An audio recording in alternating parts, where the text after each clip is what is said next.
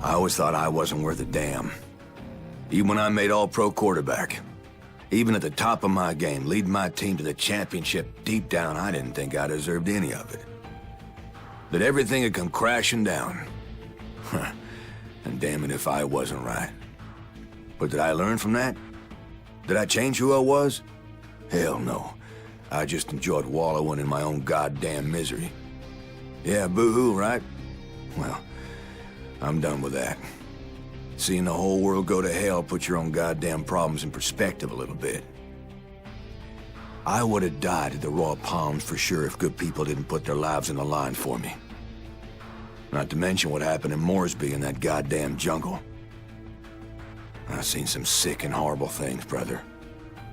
But I've also seen people sacrifice everything for some poor soul they hardly know. When you're saving some terrified sumbitch's ass, you don't have time to wallow in self-pity.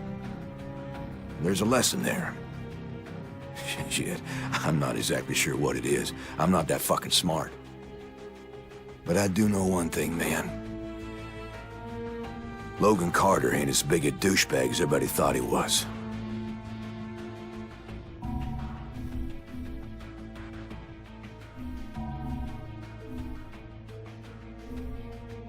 If someone has money, if they have power, they can pretend to be as pious as hell, and no one will ever suspect how evil they are. I learnt that firsthand working as a vice detective in Sydney.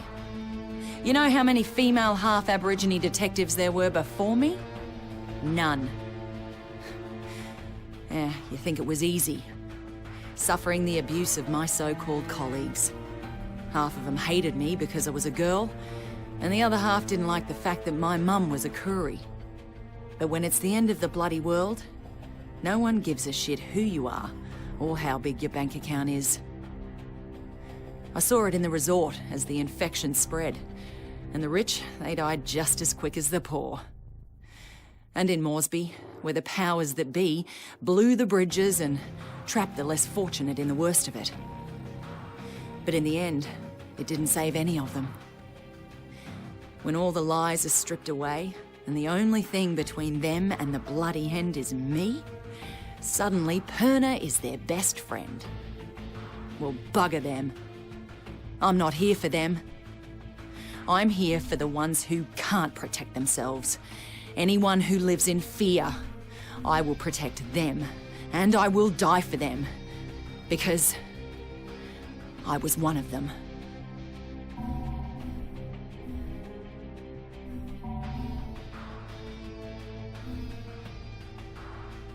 My father was a chief inspector for the Hong Kong police. He died when I was 10, and I told myself then that I would follow in his footsteps. I joined the force after graduating at the top of my class, but the men in charge never intended for me to be a real police officer. They didn't believe women were up to the task. But now, no one can deny who I am, what I've done, what I'm capable of. I thought I needed to prove my worth to my superiors.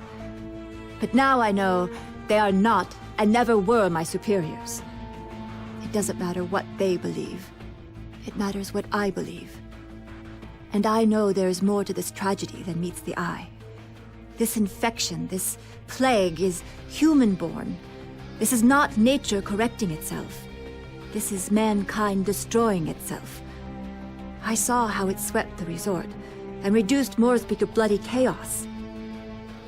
I don't know where it came from, but I do know that there are those in this world who would sacrifice millions to make billions. They operate unmolested with the approval of those who are supposed to protect us. In the end, I will expose them for the monsters they are. For I am Xian Mei, and I will honor my father's memory.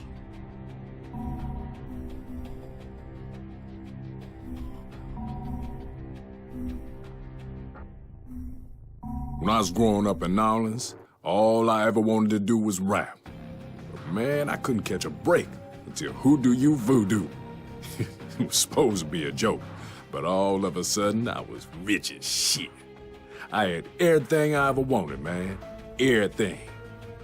Except respect. Nobody thought I was the real deal. Just some no-talent one-hit wonder. And hell, if I didn't start believing them. It's no surprise I'd never another hit after that. I ain't nothing to say. Well, you know what? I got something to say now. Didn't think I'd ever see anything as sad as Katrina. But this plague, what happened at the Royal Palms, what happened in Moresby, it's something out of goddamn horror movie, man. The dead are rising up against the living like it's the end of days, and maybe it is, but I gotta say, people do amazing shit when they up against it. The ones you think gonna stand their ground, they fucking run. And the quiet ones, the ones you don't even notice, man, they don't give an inch. They'll give up everything for somebody they don't even know. There's a song there somewhere. Shit.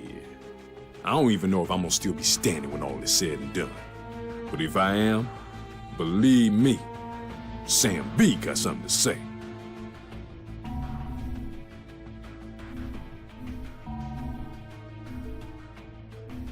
My grandfather fought the Japanese here in World War II and never left.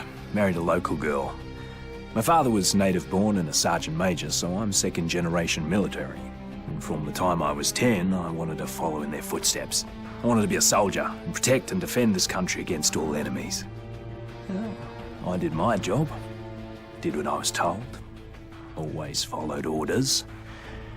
Until the day they gave me an order I couldn't follow. You see, it's hard to describe how it feels when everything you believe in turns out to be a lie.